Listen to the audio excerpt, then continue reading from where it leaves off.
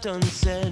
Days that can't be counted by the time till rent. Tomorrow's just another like the one that comes next. The corner of the highway that leads to the job at the desk by the boss with the elegant watch. The tick of the clock and the tick of the clock mark the moments till the ticking stops. Marty Dubin, welcome to the podcast. Thanks, Kelly. Thank you very much.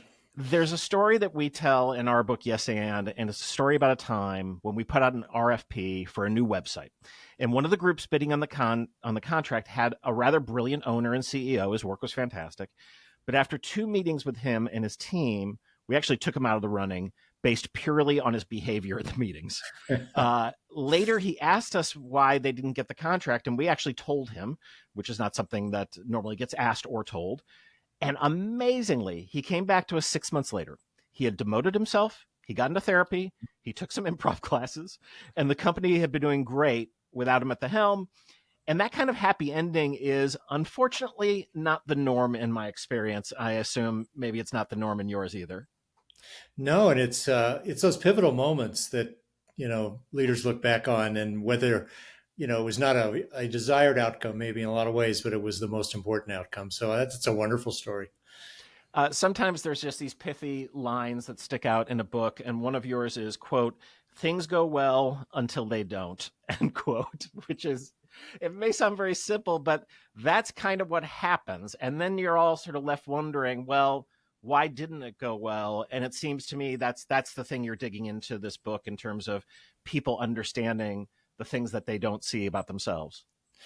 Yeah, and the natural inclination is not to look at themselves, right? When things go wrong, it's like, oh, it was the economy, oh, it was the other guy, oh, it was my team, or whatever.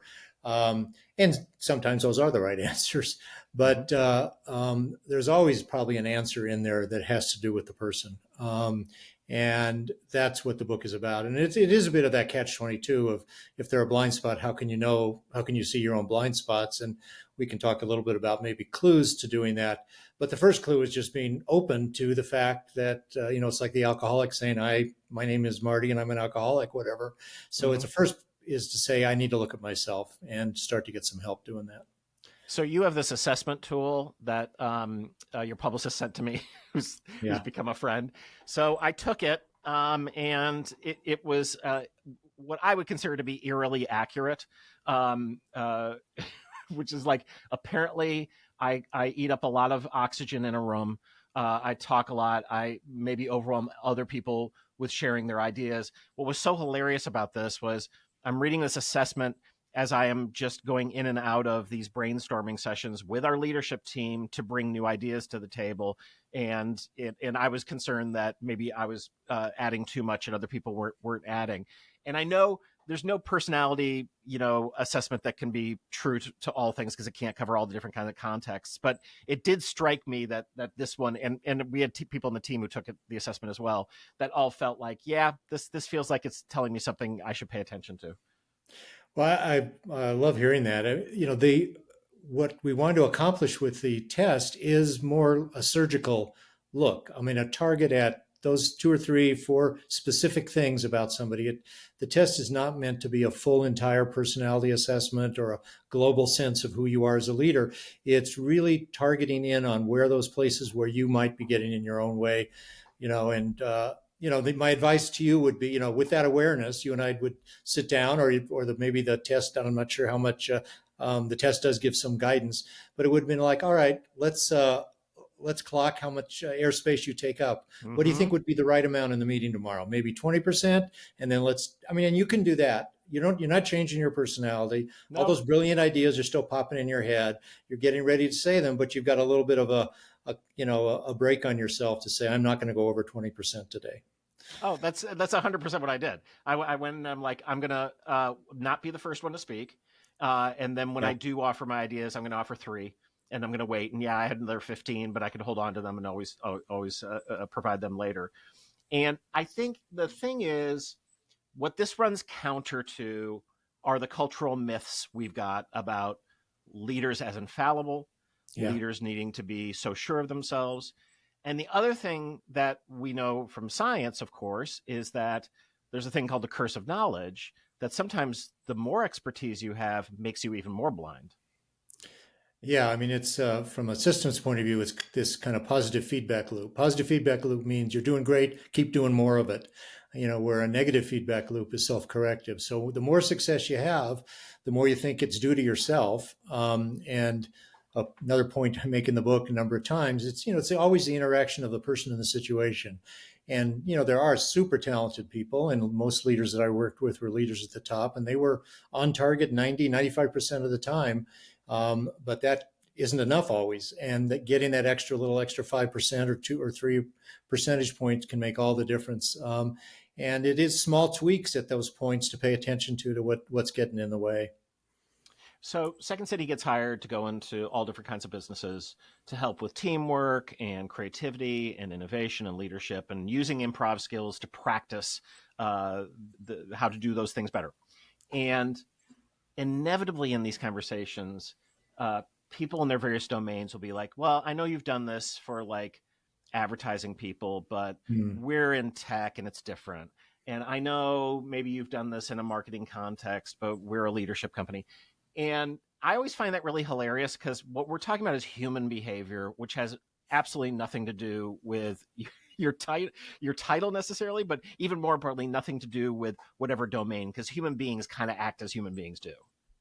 Yeah, and my version of that always happens is that people read a leadership book and think that, okay, now I've got the great lessons from that book, and that they can just apply them as if it's a playbook. And to your point, everybody has their own personality. You and I could read a book on what's the best way to lead a meeting, and we could take away the 5 rules out of that, and you're going to apply those 5 rules differently than I'm going to apply those 5 rules, because I'm the tool of my personality is the tool of how those things get expressed. And so it's another version of your same point. You got to learn how your own personal operating model works. Like, well, how does your brain work? How does your personality work? Where are your strengths? Where do you overemphasize your strengths? Where do you get in the way? And, it is some work, but it's, I find that most people find it curious. We all like to think about ourselves and understand ourselves better. And that's where it begins. Let's define identity. It's chapter 1 is about that. How would you identify, how would you define identity? Yeah, so I have 6 areas to look for blind spots. And the first one I talk about is identity. I thought it's a great way to kind of get into the book.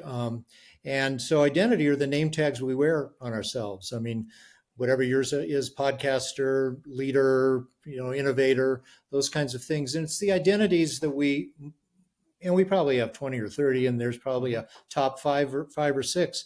And sometimes they're so deep, and they're so kind of we've worn those identities for so long, we don't even pay attention to how they kind of close off our world. I mean, when somebody becomes a parent, all of a sudden they start paying attention to diaper commercials, right? Yeah. So that was not part of your identity before, and now that's where your focus is, something you didn't pay attention to before. So it narrows our focus, and the book begins with trying to find how your identities might be limiting your opportunities. And I thought it was interesting that you say that your identity is the least fixed part of you, because I don't imagine that's something that people would think. I think they would think, well, my identity is very fixed, but it's not, huh? Well, some identities are very fixed, right? Parent, father, daughter, whatever. But other identities, especially in the working world, we put them on. Somebody's trained as an engineer, their identity is an engineer. And to move up in the organizational hierarchy, you get promoted to being a supervisor and a manager. And now no longer are you the super expert engineer anymore.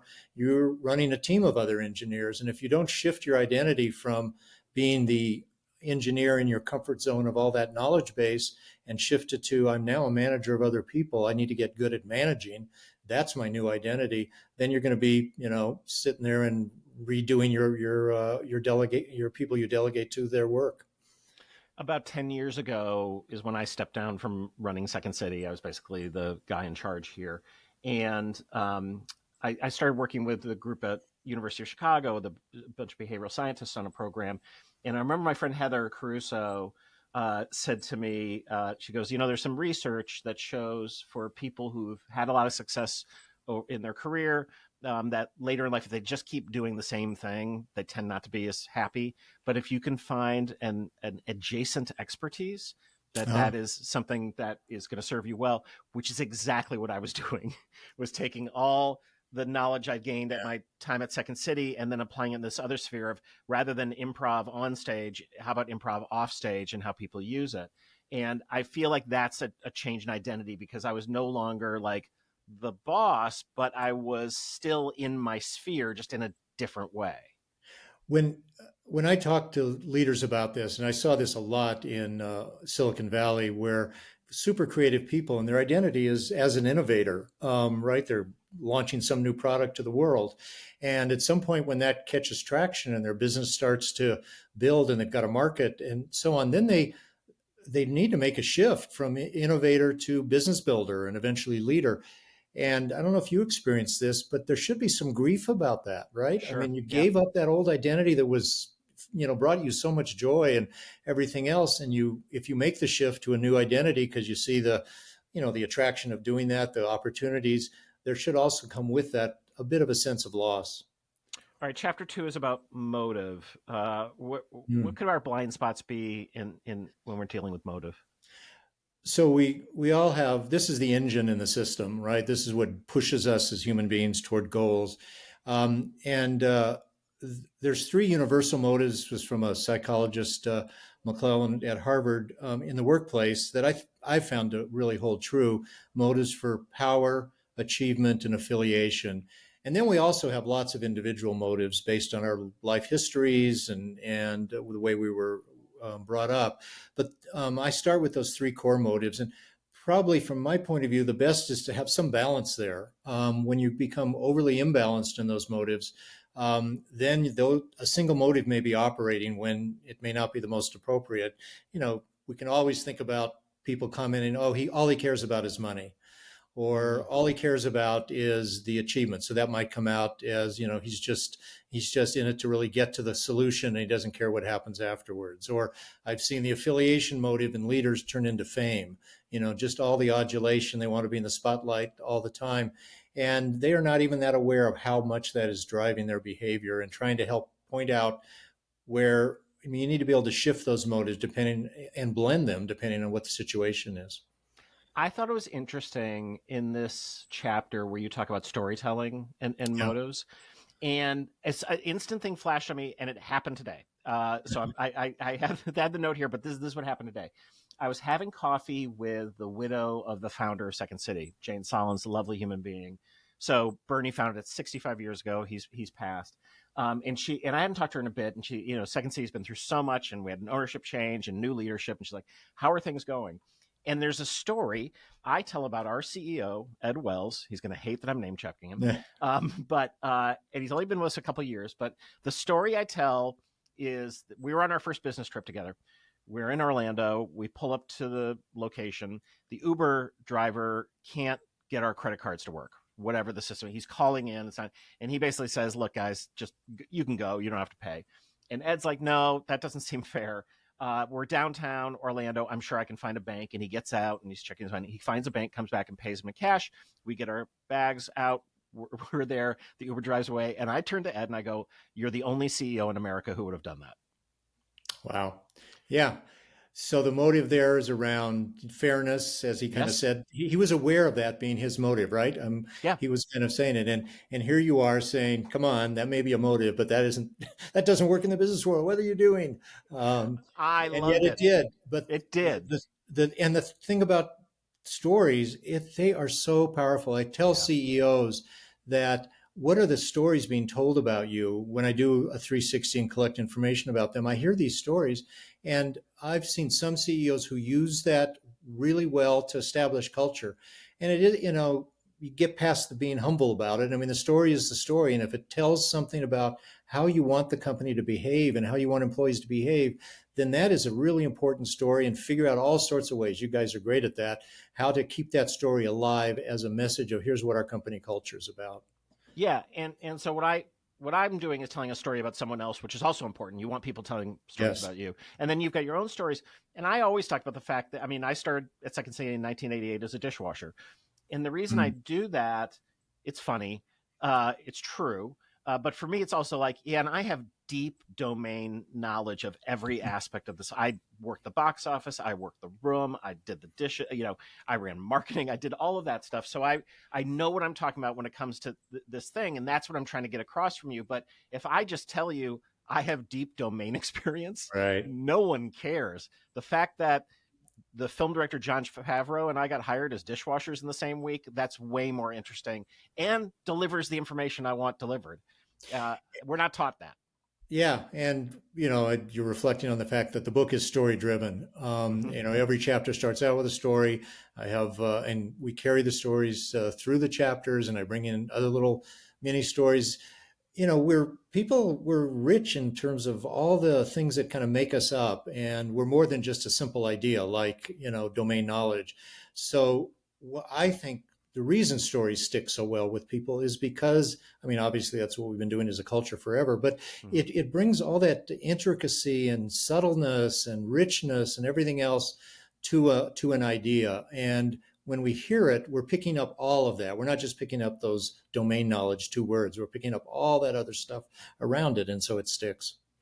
All right, so let's talk about traits. That's chapter 3. So traits are actually different from skills or states?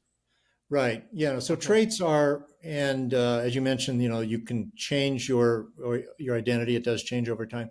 Traits, I think, are pretty much built in.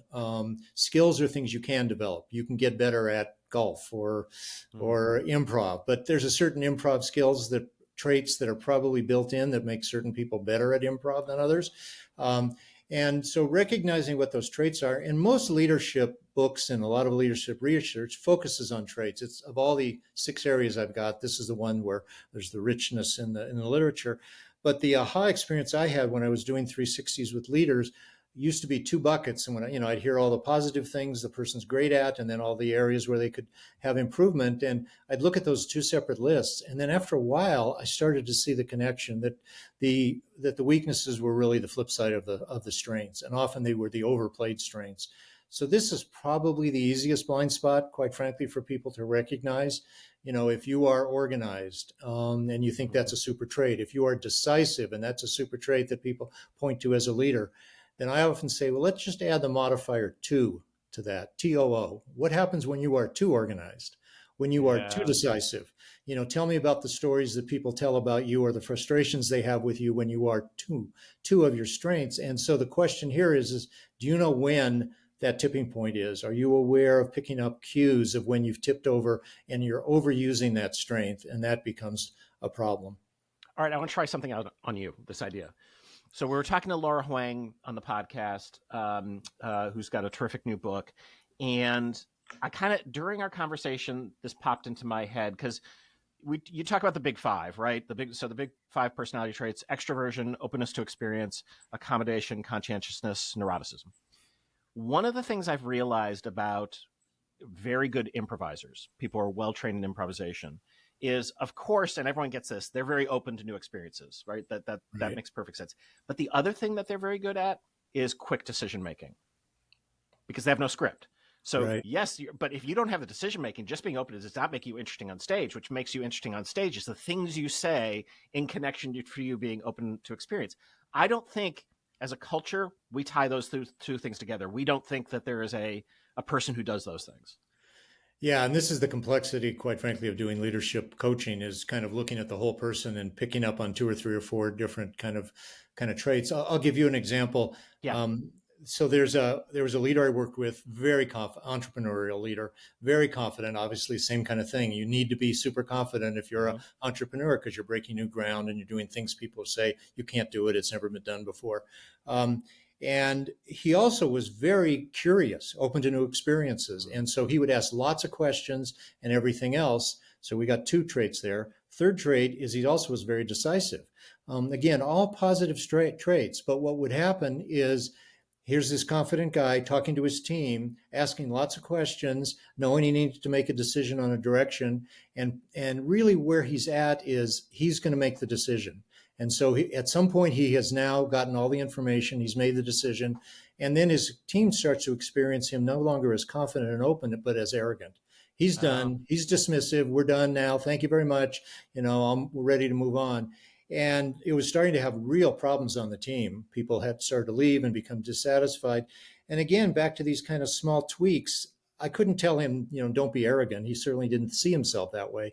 But I could say, when you stop being curious, when you are decisive, that's when you're at risk of pissing off your team and making them feel like you don't care about them and they're feeling dismissive.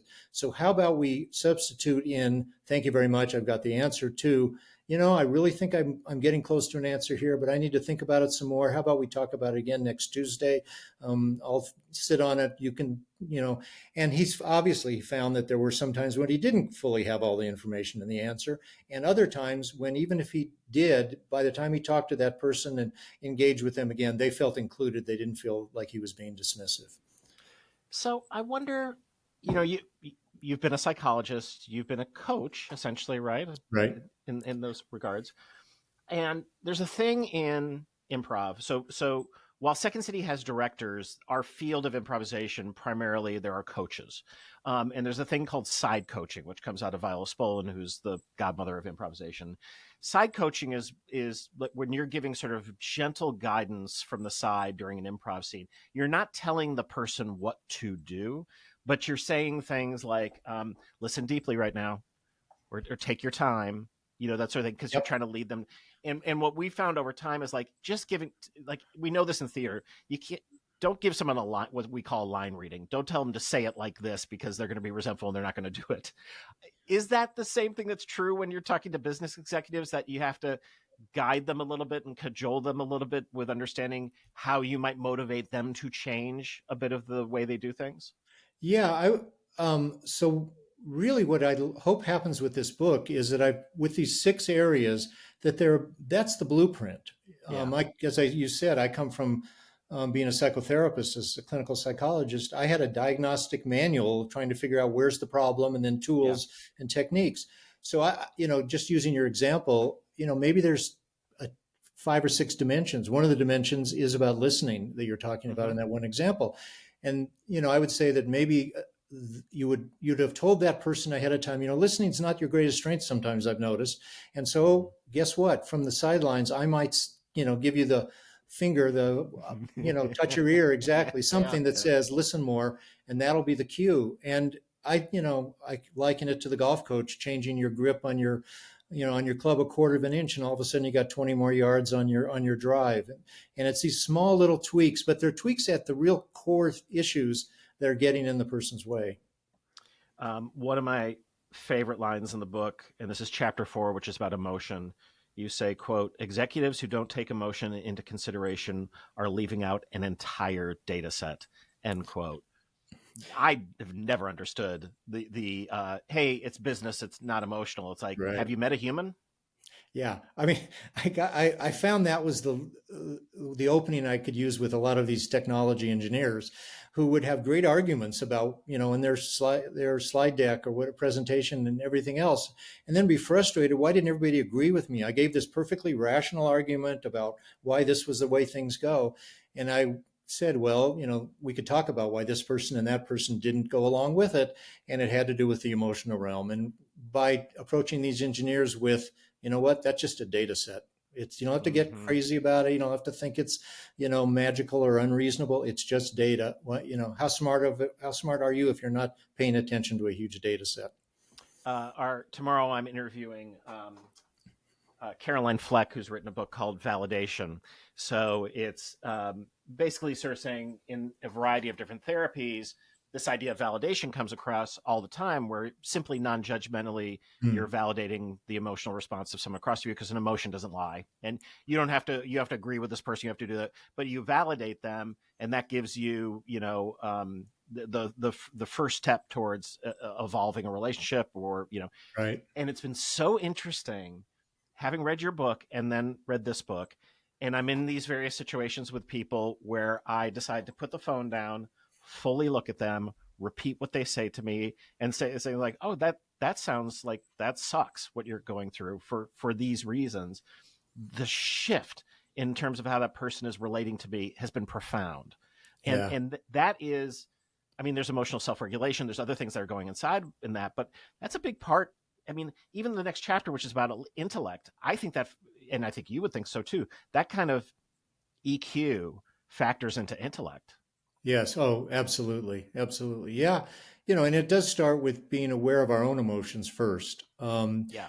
and being able to recognize our emotions, and thinking about emotions almost like colors. Can you just be aware of all these different gradations? Things aren't just mad, sad, or glad. There's all these variations, and the more aware you are inside, and then more aware, the ability you have to kind of regulate your own emotions can then allow you to be open to other people's and identify them.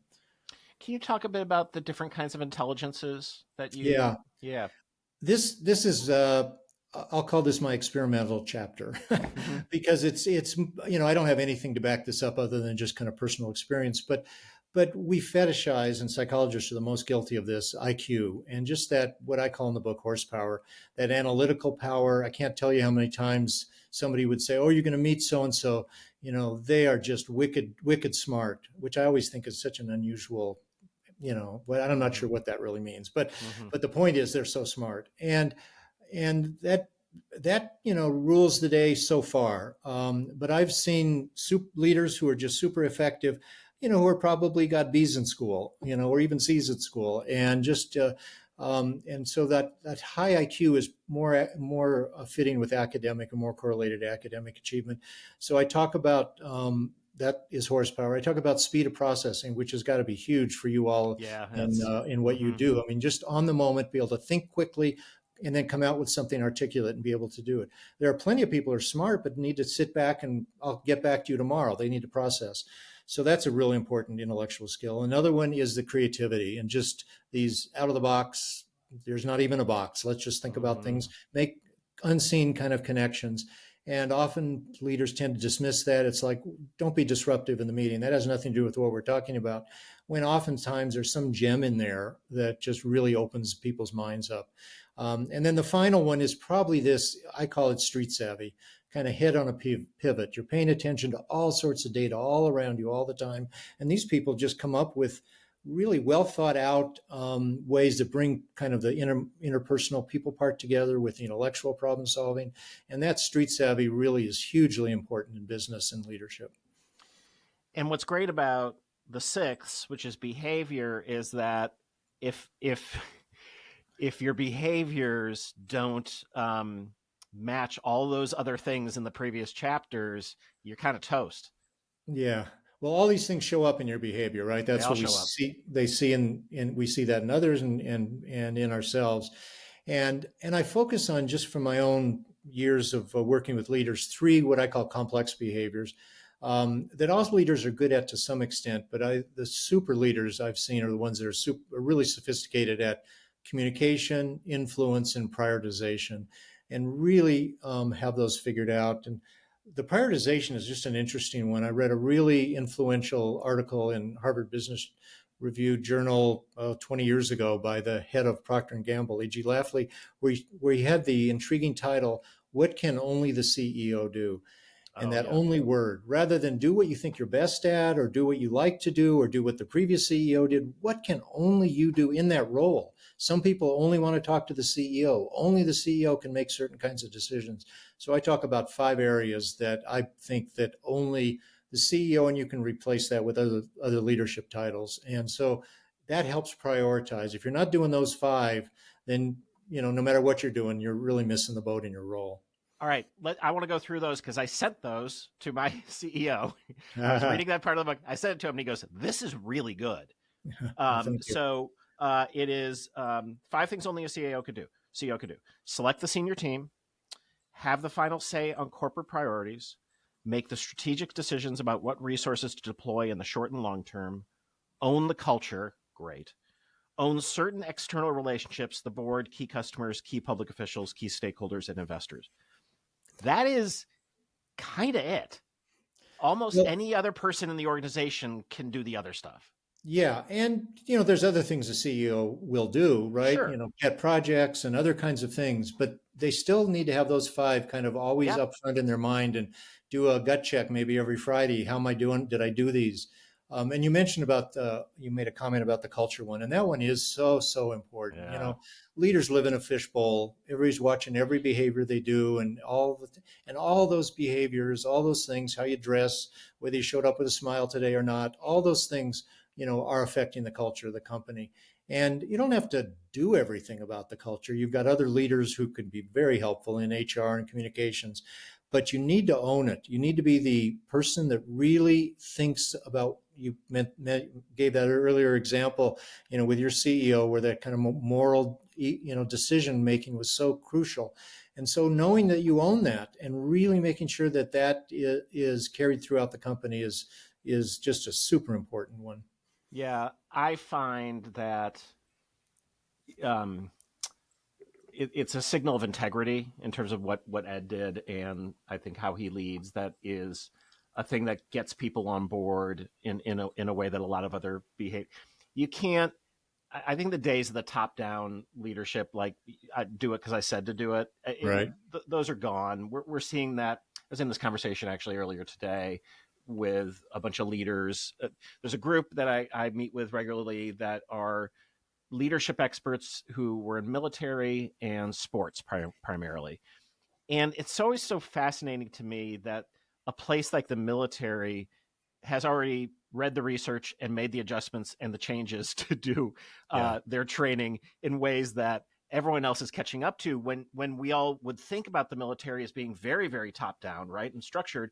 And of course it is to a certain extent, but that's not where the enemy lives, and they know that. And so they shifted to much more dynamic, both and thinking, yes and thinking, all that sort of thing. And corporations are following suit because they know they need to stay ahead. Now we just need the politicians and everyone else to figure it out.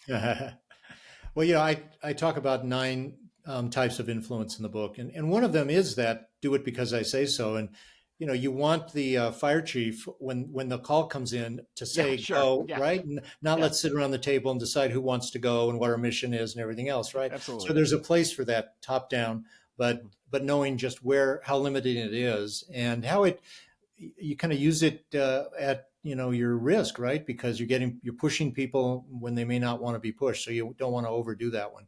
But being aware that you've got, I identify 9 different tools to have in your back pocket, and be thinking about what's the influence tool that fits for this situation, these type of people, or this individual, or this venue, and being able to be sophisticated and real facile at being able to shift.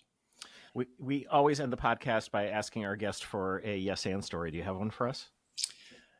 Yes, and my career story in the book is a pretty good example. That I was a psychotherapist, and that was back to the identity. That was my identity, and I thought that's what I'm going to do my whole life. And had an opportunity to kind of look at a business opportunity in mental health care, and looking back on it, I did exactly the yes and. I still kept my private practice, but I kind of cut back a few hours on it and started to experiment in this other area of managing behavioral health and thinking about it kind of as a population based rather than an individual in my office. And, clearly it led to where I am today in many ways. And I don't know how you feel about this, but probably about 10 years ago, I have a mantra of 2 things that I really live by now. And one is that serendipity happens. Mm-hmm. Pay attention. Mm-hmm. And the traditional one of opportunity knocks, open the door. And just by paying attention and opening the door doesn't mean you have to go through the door, or maybe go through more than just a couple inches, but just that awareness that all life presents all sorts of opportunities and serendipity for us, and just being curious about it and taking that next step is, quite frankly, I do live by that. Yeah. Dan Pink and I talked about this with regard to his last book, which is about regret. And we rarely regret the things we do. We more often regret the things we don't do. So go to the meeting, go to the wedding, go to take a chance on someone said, hey, I think you should have coffee with this person. Have coffee with them. The best stories I have from my life were the random encounters that I had that then this person became my friend for life because I, had a coffee. And whoever's telling you to have coffee is probably picking up on something, right? That's the serendipity of it.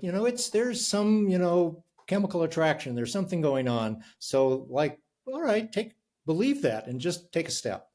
I love it. The book is called Blind Spotting: How to See What's Holding You Back as a Leader. Marty Dubin, thank you for coming on the podcast.